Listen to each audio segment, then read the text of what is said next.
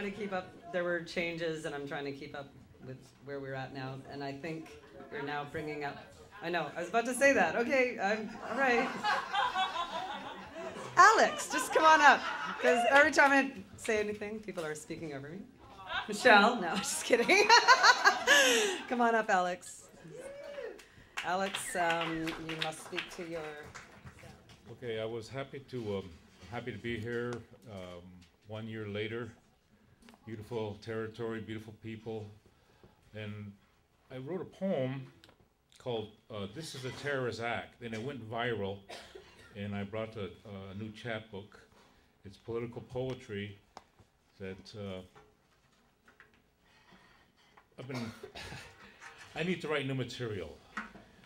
My political poetry is 20 and 30 years old, but it's the same old story. It's the same old shit, isn't it? It's just a different tribe, a different politician, a different year. Doesn't matter if it was written 20, 30, 50 years ago. So that's what Terrorist Act is all about. If you reveal knowledge, if you tell people what's going on, if you act compassionate, if you go on a hunger strike, if you're hungry and poor, those are all terrorist acts. And what Wanda said about water, that's true. Although I'm from New York and Ontario, where we have all this water, but it's polluted. I come from New Mexico, where in 1980 they start talking about water wars. And yeah, it's the desert, there's water wars coming, but everybody forgot about it until now. And so now everybody's fighting over water. And here, you're surrounded by water, it's good water. In about 20, 30 years, you're gonna be fighting over water too. It won't belong to you, it's gonna belong to somebody else. That's how politics go. And I've been reading poetry for 40 years.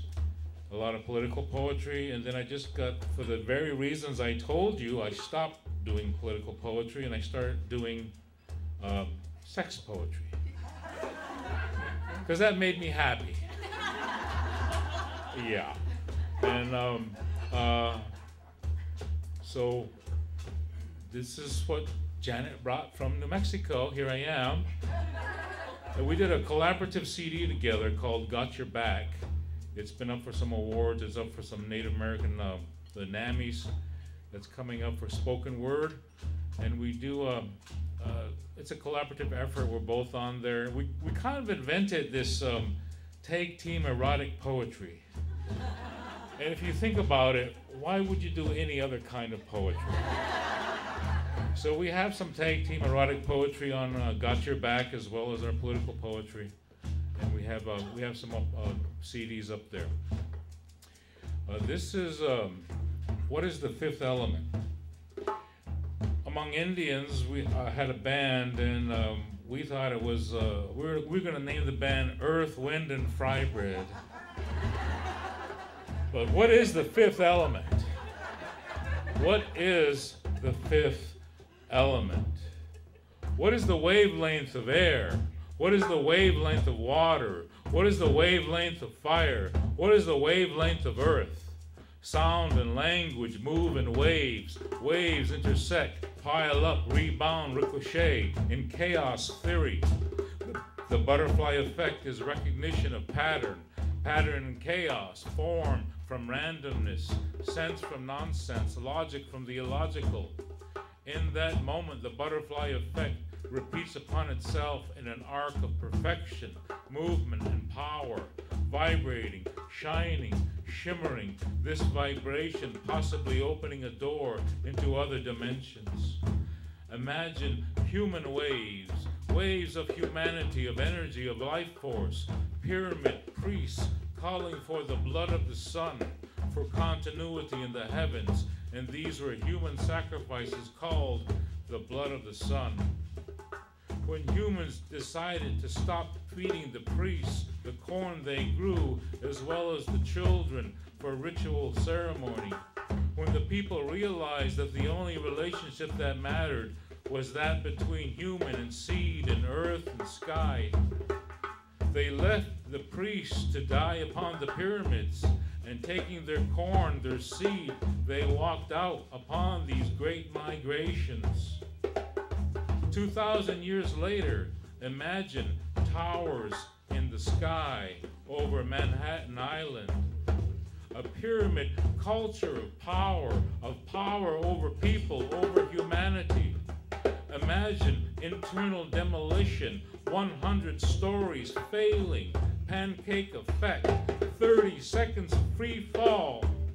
Imagine these as human sacrifices, people flying from windows, adding seconds to their lives. Imagine molten rivers of thermite running in the basement of the World Trade Center. Imagine waves of jealousy, envy, lust, greed. Imagine the invisible hand of the free market, the men behind the curtain, the great and powerful Oz, the burning bush burning the Bill of Rights.